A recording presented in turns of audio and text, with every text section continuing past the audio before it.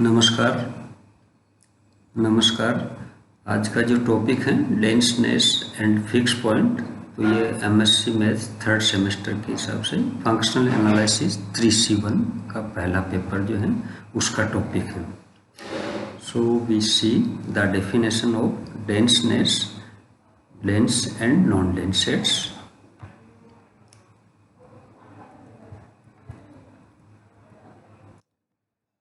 We define here the dense set that if A and B are subsets of a matrix space X, then A is said to be dense in B if and only if B is contained in A bar. That is, if every point of B is an adherent point of A, then we will say that A is dense in B.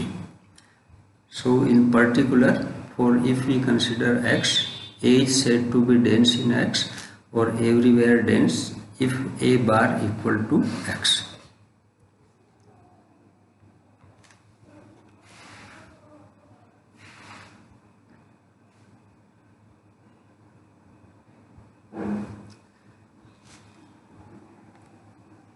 So the second definition for non-dense, if A is a subset of B, then A is said to be non-dense in B if and only if there does not exist an open set G such that phi is not equal to G intersection B subset of the A bar. Also, A is said to be non-dense in X or nowhere dense if and only if A bar open equal to phi. Here A bar means closure of A and A bar open means interior of the A bar. So if this is equal to phi, then we will say that A is non-dense in X. So next, the third one, the second is if the interior of the closure of A is empty, then we will say that this is non-dense. The third one, a subset A is said to be dense in itself if A is subset of the dA. Here dA is the derived set of A. So if A is subset of the dA or every point of A is a limit point of A, then we will say that A is dense in itself. So by the property of dA, we can say that A is dense in itself, and if A is the definition of perfect set, A is said to be perfect if A is dense in itself and closed. That is A equal to dA. So now we will see the definition of some example of the dense and non-dense set. So consider the matrix space Rd, where D denotes the usual metric on R. Then Q is dense in R since Q bar equal to R. So we know that the set of rational numbers, and if we will close this with all limit points, then this will become complete this with all limit points, then this will become the set of real number, that is Q bar equal to R, and therefore Q is dense in R.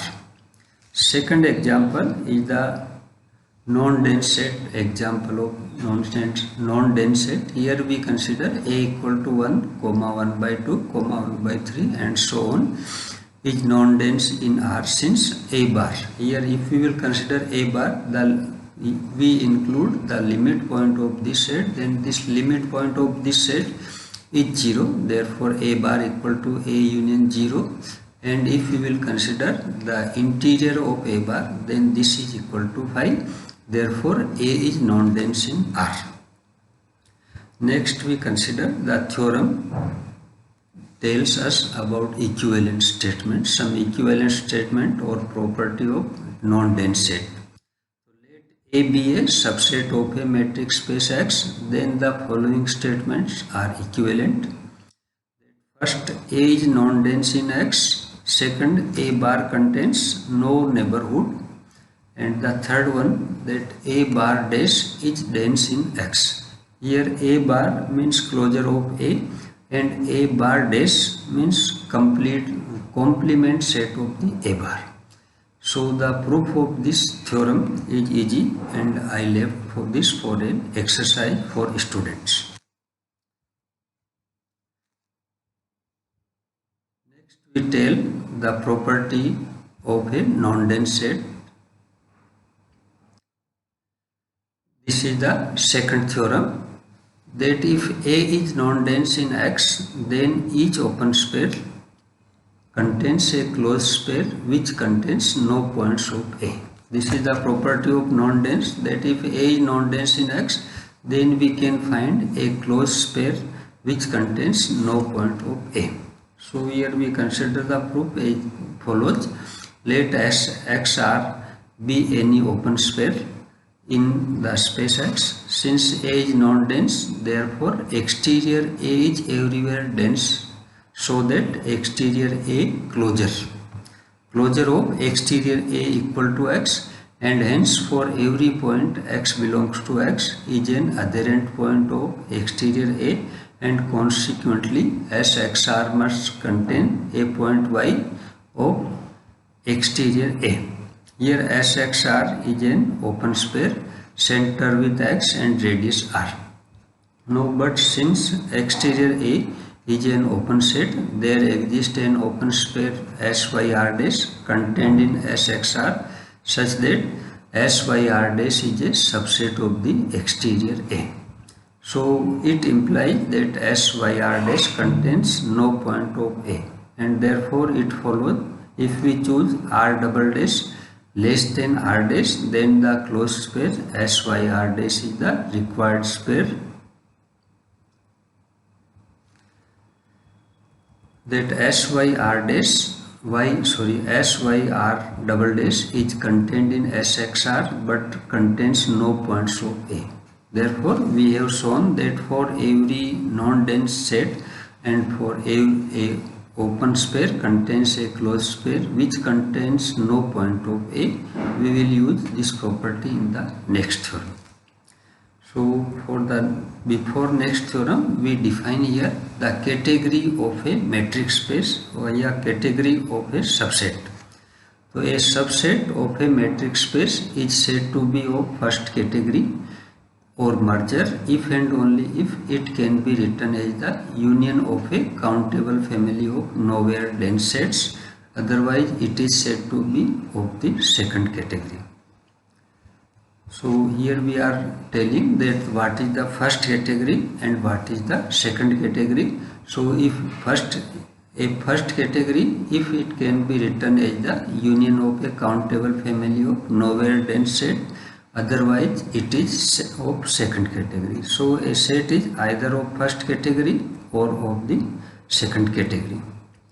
So next we give here the important theorem, that is the bare category theorem.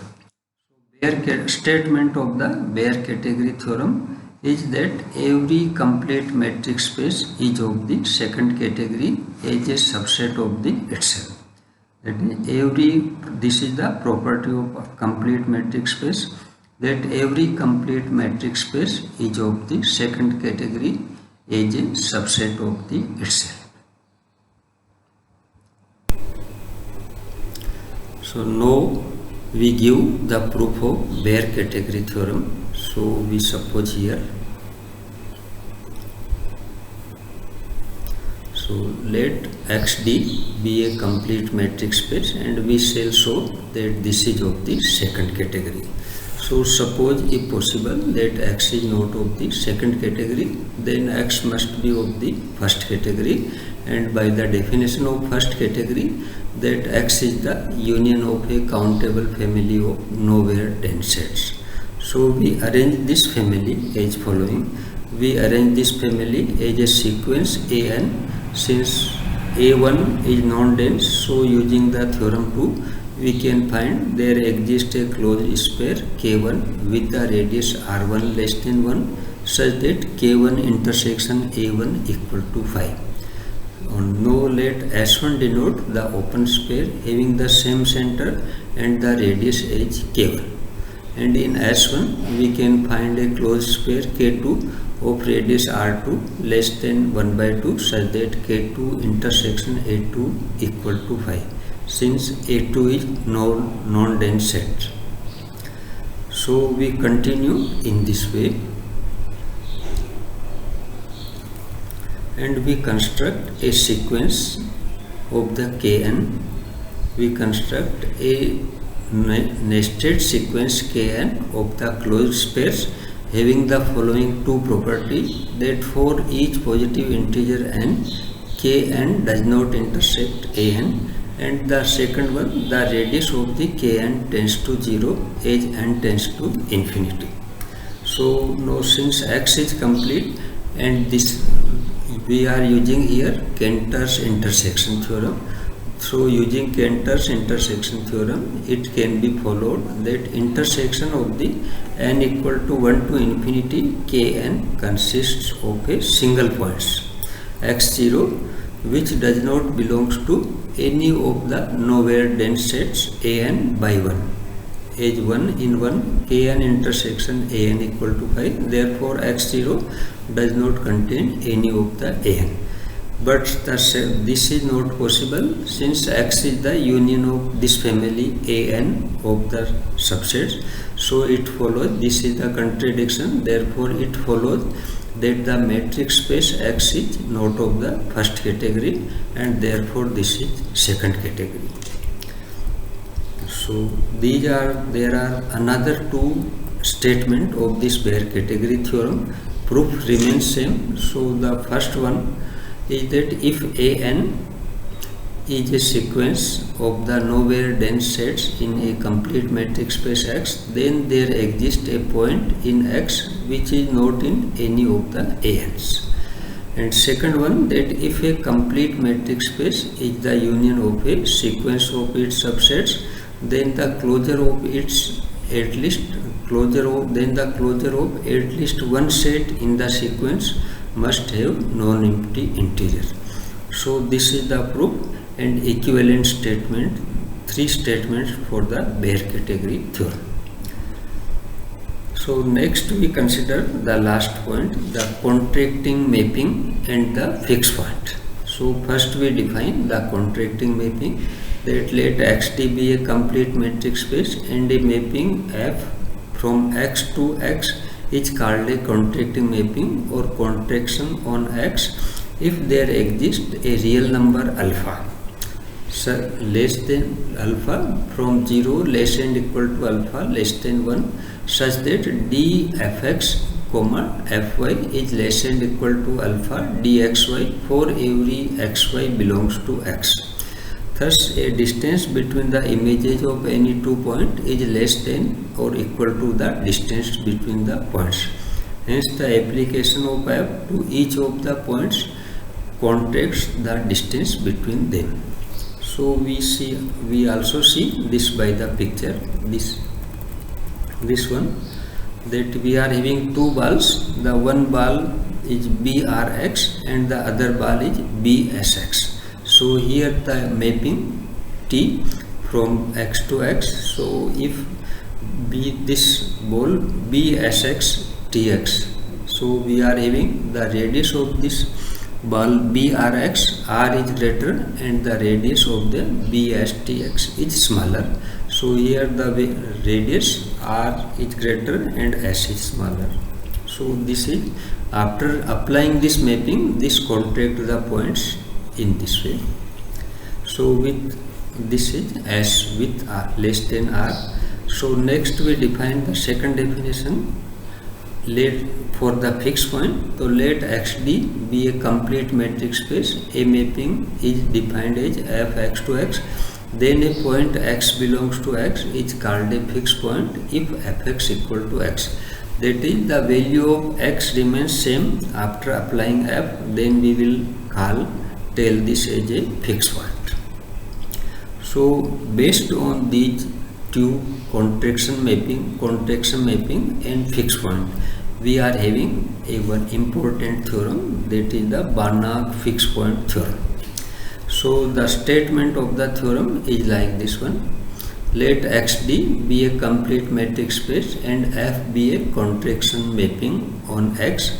Then there exists one and only one point X in X such that Fx equal to X. Or this is also called as F is precisely one fixed point. So if the metric space is complete and the mapping is contraction mapping, then there exists one and only one fixed point such that fx equal to x. So here we give the proof for using these simple steps.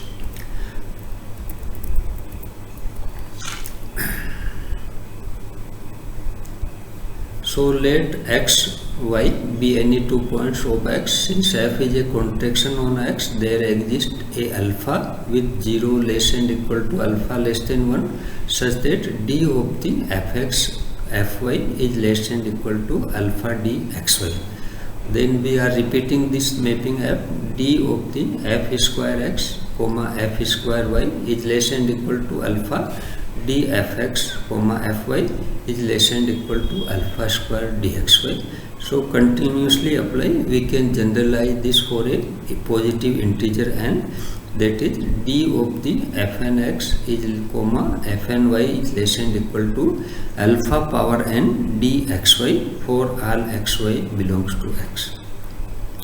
So now let x0 be any point of x, and we set this as x1 equal to fx0, x2 equal to fx1, that is f square x0, and so on. So we can write this, generalizing this, then xn equal to fxn minus 1 and so on. This is value of xn is equal to fn x0. So we claim here that xn is a Cauchy sequence. For proving this xn is a Cauchy sequence, we consider here m greater than n, then write m equal to n plus p, where p is a positive integer greater than or equal to 1. So we are having d of the xn xm equal to d xn plus p, and now applying the triangle inequality, we open this as d of the xn comma xn plus 1 plus d xn plus 1 xn plus 2 and so on d xn plus p xn p. Here we have used the triangle inequality, and now applying the definition of f. So we get this d fn x0 fn x1 plus d fn plus 1 x0 fn plus 1 x1 and so on. So now using 1 and 2, we obtain d xn xm is less and equal to alpha n dx0 x1 plus alpha n plus 1 dxn dx0 and dx1, and now taking the common terms, so we obtain this. So not taking the terms common, then we obtain this as alpha n dx0 x1 bracket 1 plus alpha square plus so on. Here as alpha is less than 1, so we apply the property of geometric progression for this bracket and put the value. So this will 1 upon 1 minus alpha. So we obtain dxn xm is less and equal to alpha n dx0 x1 upon 1 minus alpha. And now applying limit n tends to infinity alpha n. As alpha is less than 1, therefore this limit will become 0. So it follows that dxn xm can be made less than any pre-assigned positive number epsilon. So by taking n, and hence m sufficiently large. So therefore this xn is a Cauchy sequence, and as by hypothesis our assumption x is complete. So this is by the property of completeness, that every Cauchy sequence is a convergent sequence. Therefore there exists x belongs to x such that xn tends to x as n tends to infinity, and now it follows that limit n tends to infinity fxn equal to fx. Now fxn equal to xn plus 1, therefore we can say that fxn is also a subsequence of xn, and consequently fxn must also converge. It is the convergent sequence. If a sequence is convergent, then every subsequence of this is also a convergent. So we obtained here that fx limit n tends to infinity fxn equal to x. So now applying this equation 3 and 4, we obtained here that fx equal to x. That is x is a fixed point. So now it remains that x is unique. So we prove this as following: let y belongs to x and y is not equal to x, then y cannot be a fixed point. So if possible, suppose that y is a fixed point, then fy equal to fy, and since fx equal to x, so we are having dx comma y equal to dfx comma fy is less and equal to alpha dxy, and now this implies d of the x comma y is less and equal to alpha dxy, and since dxy not equal to 0 because x is not equal to y, therefore 5 gives us that alpha greater and equal to 1. So which is a contradiction, for alpha should be less than 1. So we obtained here that fy must not equal to y, and obtained that x is unique. So in this way we have proved that this is there exists a unique point, fixed point, and if x is a complete and having contraction mapping F, then there exists a unique fixed point. So for more details you can go see any reference book. So I am Dr. R.P. Somani, Associate Professor in Mathematics. Thank you.